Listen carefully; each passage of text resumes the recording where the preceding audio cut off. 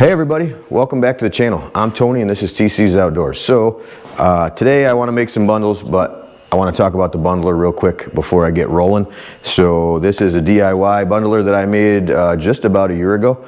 There's a video, I'll throw a link right here.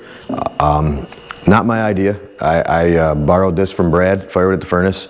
And I didn't have any measurements to go off of, so I kind of just made it to suit me. I'm 5'6", so I'm not the tallest guy in the world. And actually, I built it too tall. But real quick, I can give you the measurements, kind of a rundown of why things are the way they are. I've had some questions on the other video, and people were interested to know. There's a cut list also, so if you wanted to make this exact thing, you could.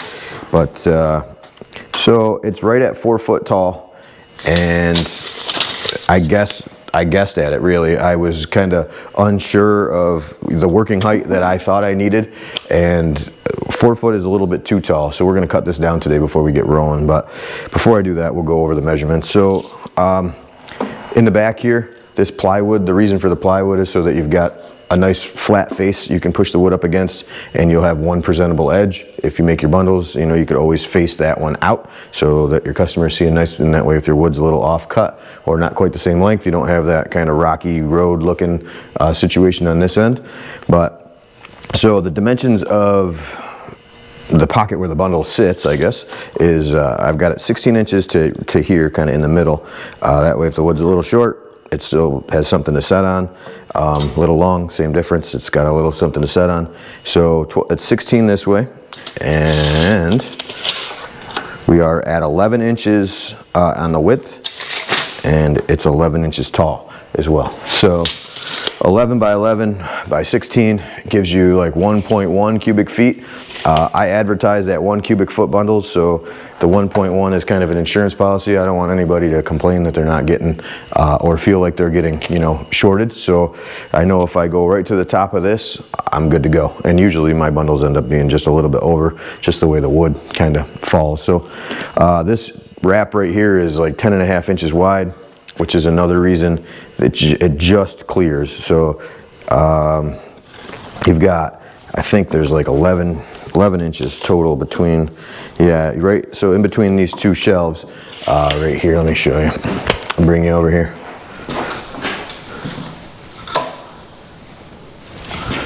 So in between these two shelves right here, the wood sets on that in the back, sits on this in the front. 16 is to right here. You've got just inside of 11 inches in between here. So something to think about when you're buying wrap. This wrap is 10.5 inches wide, but it comes with these long cardboard handles on it, and I cut those off with a Sawzall, and it just squeaks through. So normally I'm not that tight to that, but if you had to be, you know, I'm usually down below, and down below you've got plenty of room, but you can get up and around, and that's the way that I've found best works for me in the beginning. I was standing on the edge over here and holding the wrap and kind of trying to reach underneath, and your arms get all scratched up, and it's just not the most comfortable scenario.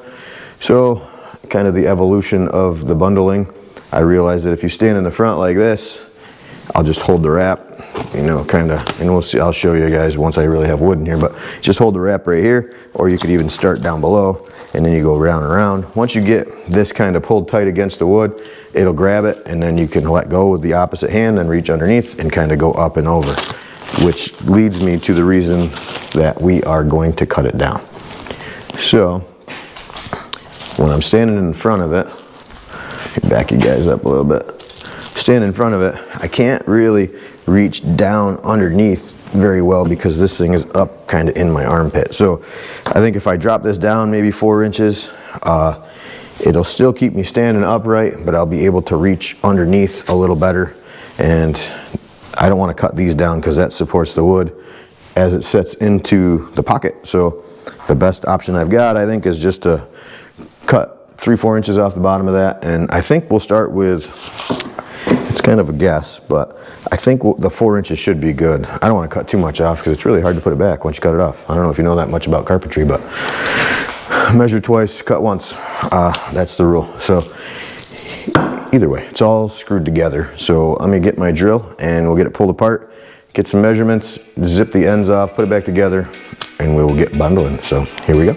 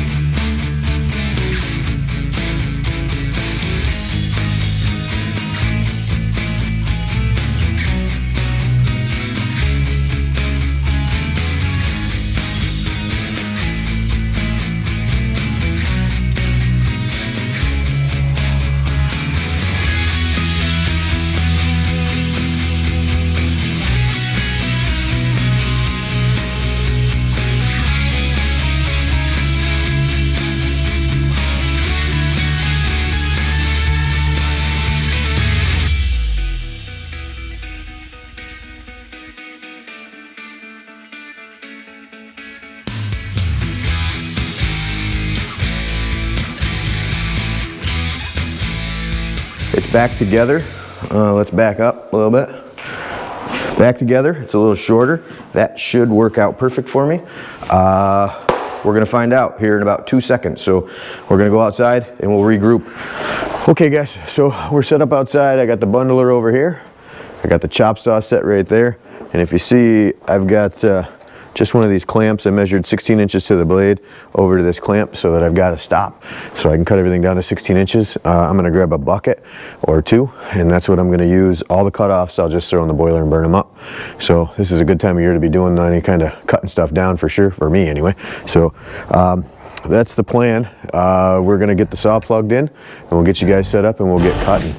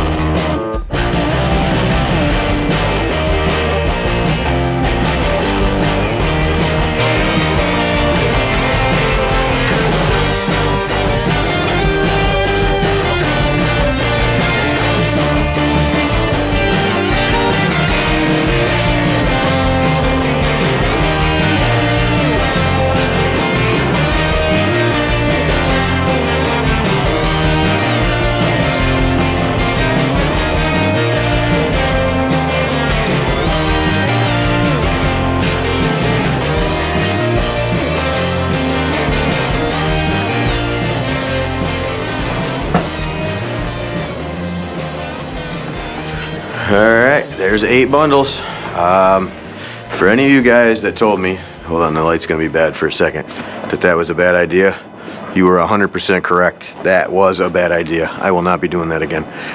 There's another 8 bundles there. So the back of the Ranger ended up being about it was definitely 16 bundles right on the money. So it worked out pretty good there because I do the 4 for 20. So, you know, mathematically works out pretty good, but what a pain in the neck. This is about as good of a setup as I could ever make probably to do this, and I don't know, it just took me forever. It was like, I bet, a solid hour and a half of messing around, and then I ended up with those 2 buckets are full, and then that crate, and I've got 4 other buckets that I threw into the boiler already. We can walk over there, check that out. The chunks burn up good in the boiler. They make a really good coal bed, so I'm not upset about having to bucket loads of chunks. It's just, man, is it just a time-consuming process to do what I just did. So I don't think I'll be doing that again. I'll either sell 20-inch wood, or I'll wait and sell that wood over there when it's ready. But let's check out the boiler. Let's see what the temperature is before I open the door. 187 for the water and 261. So there's probably gonna be a lot of smoke, but that's okay. Once the smoke clears, we'll be able to see what exactly is going on in there. It's a pretty good pile of chunks in there too, but they'll burn up good tonight. It's think we're hanging. We're about almost 10 now, so it's still real cold out here. I'm supposed to dip back down tonight into like single digits, and then tomorrow it's going to be 40. So that's New York for you. What are you gonna do? So there's the pile of chunks and cutoffs and things. So like I said, not my best idea, but live and learn. I've got some bundles to sell anyway, so I'm definitely not making any money on these bundles, but I guess I'll keep a happy customer. Maybe that's what it's all about. I'm not sure what it's all about, but I won't be doing that again. So I'll start listening to you guys. I promise. That was a bad idea. All right, well, if you guys are into this kind of stuff and you enjoyed the video, I hope you enjoyed the video. Hit the like and subscribe. Share with your friends. And until next time, guys, take it easy. We'll see you.